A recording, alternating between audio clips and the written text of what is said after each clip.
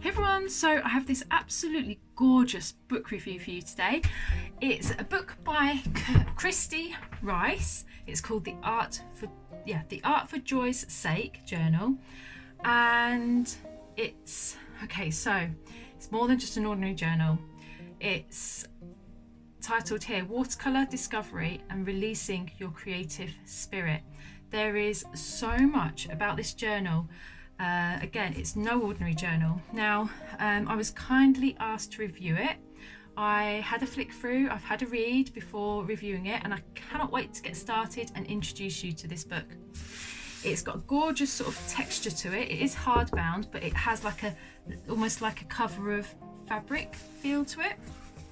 And it's just absolutely gorgeous. It's been, don't you see the spine there? Really, really well thought out. And planned. It's just so beautiful. It has an elastic. This is actually a really good idea. I mean, it really is like a journal. So to have that elastic there, I just like that idea.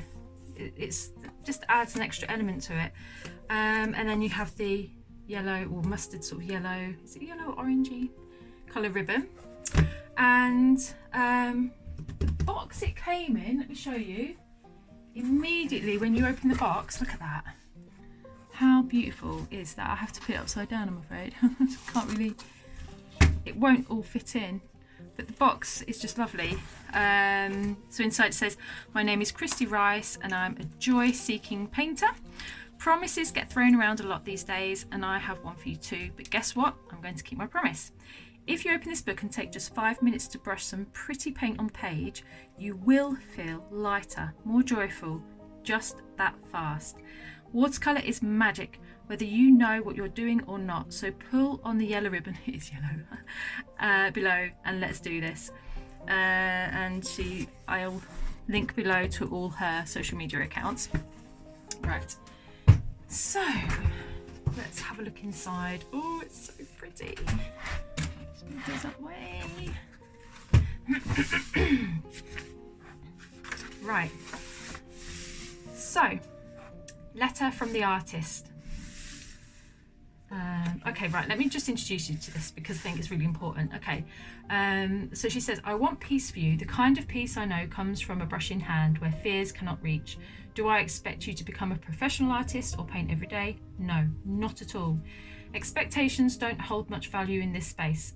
Do I wish for you to carve out contentment and reclaim the small reverie moments lost to chaos and the too much that is your life? Yes. The Art for Joy's Sake journal is my wish for you, and it just so happens that the language of watercolour is the one I speak best, so it is my offering to you. Art for your joy's sake may become something else. Right, this is what I love, right? I need to point this out. Art for joy's sake may become something else. It begins here with brush and paint, but will perhaps evolve into cooking, knitting, or writing, and praise be for all of it. I'm looking to inspire not only lifelong painters, but also lifelong makers and hoarders. I love the scope of this book. So she's not just pointing you, like saying, this is a watercolour journal, because that's not it. She's just speaking in her language, which happens to be watercolour. So she's using that. But she's really, I can see what she's doing. She's really trying to inspire.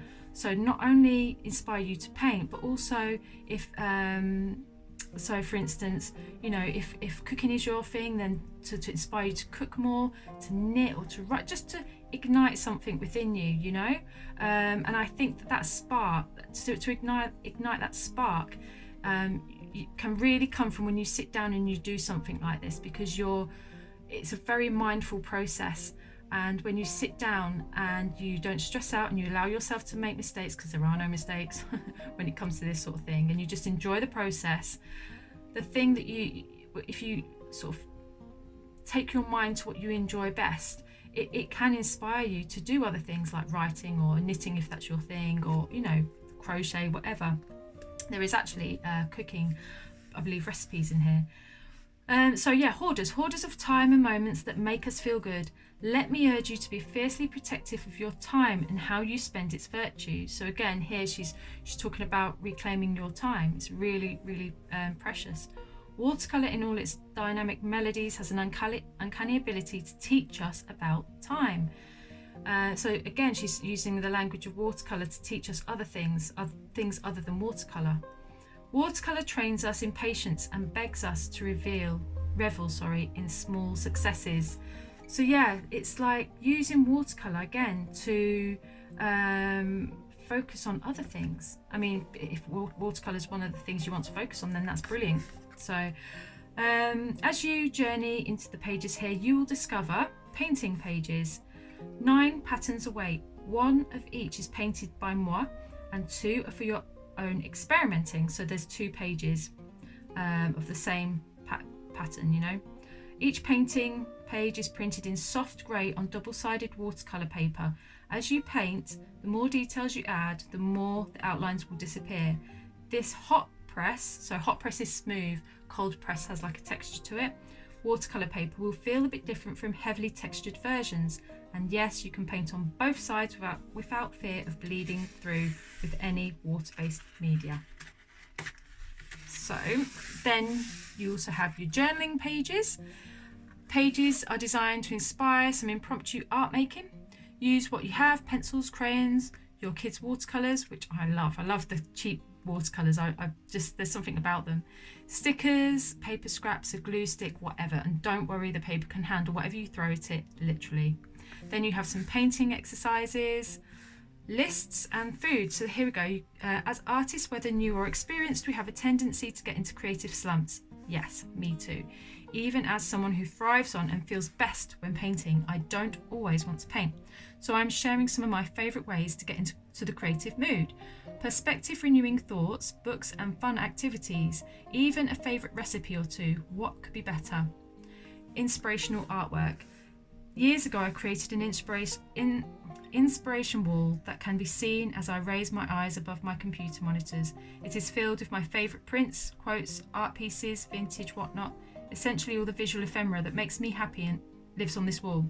For this book, I've chosen a few of my favourite quotes and paired them with prints of my artwork, ready to hang on your own inspiration wall. Joyful tip. Throughout, you'll find joyful tips, little snippets of wisdom meant to give you the most joyful experience. My hope is that each tip, from the best brushes to use for a particular exercise to general encouragement, will give you the chance for a more inspirational experience every time you open these pages. Happy painting, Christy Rice. Now, I love this already. It's like it gets your creative juices flowing. You can see it's not just a watercolour journal. I mean, it doesn't actually... it says watercolour discovery and releasing your creative spirit, but it's the Art for Joy's Sake journal, so it really is more of an art journal. Okay, so she encourages you to use what you already have. These watercolour sets, my all in shot, yeah, these watercolour sets are fantastic, you know, really, really good to play around with. I definitely recommend them if you're new to watercolours. It says here, if you're ready to invest about $12 or pounds, whatever, if you're ready to invest about $12, however, here are my best suggestions to get started. Artists Loft Fundamental Watercolour Pan Set. You can get them in the UK because I know that Hobbycraft sell these. Or, Royal and Langnickel Mini Majestic 1/4 inch dagger brush. Oh, I love those. I've actually got one somewhere. Making sure I've got mine. Let me see. I really need to put these paintbrushes in a better space, I think. I can't see mine. I've used it and I've put it down somewhere. Yeah, but yeah, I love dagger brushes. Okay, quick read. So you have some more inspiration here. Some of these I first read as a teenager, some much more recently. However, all of these books share a certain magic among their words. Magic that seems destined for the creative soul. Brave in the Wilderness by Brené Brown. Still Like an Artist, I want to read that. The Prophet. So yeah, so some suggestions there. Write down the top 10 things that scare you when making art. Make a numbered list and be organised about getting your thoughts down.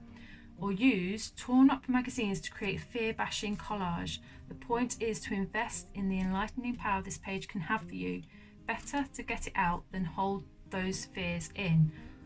And so she's started here. She's put, oh, I fear what I paint today will never be as good as. So you have that space there. Be as creative as you like, and nobody ever has to see it. Oh, by the way, the pages are gilded. Really, really, in like rose gold. It's really beautiful. And then you have one of the pages in quotes. Now, what I found is it is stitched and it's all lovely bound. So if you do want to take any of these out, you are going to have to cut that page. So just a warning. Right. So now you have here, love this, you've got little quotes at the bottom. I'm going to quickly flip through. So you have like the painted page that the artist has painted herself. Then you have the double-sided page here that you can paint on. And you can copy her colour scheme, or you can use your own, and you don't even have to use watercolour if you don't want to. And then what she says here, she recommends, she used her Curetake, whatever, is that how you pronounce it? Gansai Tambi 36 watercolour set and Dr. P.H. Martin's Bombay Black India ink. Colour chosen straight from the palette, so no mixing. Use less water for a more opaque and intense look, which you can actually get using gouache as well. Finish the background with black ink, leaving white in choice areas surrounding artwork. Finally added freehand leaves and paint splatter. Let's see what she's done there. Oh yeah, so you can see the paint splatter in there. Just looking at that, yeah. And then she gives you the story behind the art. Enjoy the full-sized version of this art print on the opposite page, but for now, learn about the soul-changing life behind these words. Avoid getting tangled up in the right materials or rules of painting and just dive in. Worrying about all the how-tos and should-dos of painting will only prevent you from starting. So right, what I'm going to do now is I'm going to keep flipping through, and then you have some more. Here you've got banana bread recipe. I love this exercise here. Fill the page with as many different types of brush strokes as possible using just one brush. Strive for 100 different strokes. Think about the angle you use. Right, hold. Sorry, I'm getting way ahead of myself. Ooh, right, slow down. I'm just really excited. This is a really good exercise. This actually is fantastic because if you use one of your brushes, so like I have this mop brush here, it's a really, really clever way to get to know your art equipment, to get to know your brushes, how they handle paint. So here you could use, so she says, think about the angle you hold the brush at. So if you hold it near the tip, you get more control, near the edge, less control, but also how much water you use as well. So that will have an effect on it as well. Joyful tip, a dagger style brush will give you amazing results here, even as a beginner. I'm really frustrated because my dagger brush is knocking around here somewhere. I've no idea where. I want to show you what it looks like. Sometimes it's right in front of me. Here's my dagger brush. Okay, it's going to be underneath something somewhere here, but it's a really funny looking brush if you haven't seen them before. But they're really, really good at creating different like brush strokes and styles of watercolour. Right, I can't find it. I'll leave that for another time. Right, and then you have some more watercolour. Write down, sketch or paint the 10 things you love about making art. Don't forget, you can come back to these, so you can do a little bit and then come back to them. I love that moment when Daniel Smith's moon glow starts to dry on the page and 3 different colours emerge out of one, and it really does. It's a beautiful, beautiful colour. So I don't want to sort of like give away all of the book, really. Oh, that's a really good one. Quick ways to get artistically motivated. I like that. Loads of exercises in here. Oh, more recipes. Oh, this is really good. I love this. Paint swatches of some colour combinations you love. Really, really love that. That's a pretty one. So I'm going to do an art process page for you. I need to choose one. What's that one? Watercolour, sketch the items on your next grocery. You know, you don't, as well, you don't actually have to use that page for what it says as well, so I'm sure she would encourage that. And that's it. Absolutely gorgeous, gorgeous book. Really lovely. Enrich your art with prompt ideas to inspire your painting's growth. Pages with no stress exercises for techniques, inspirational artwork and quotations, and even a few recipes for nourishing your body along with your spirit. Really, really lovely. Right, okay, so I am going to just have a look there. She's got some other products. Yeah, I'm gonna do a page. I'm gonna just try and think which one to do, because I think that would look nice but with the black background, which I could do if I wanted to. I think I might. I always go for colour, so whatever, like, it's a colour that speaks to me more than the pattern.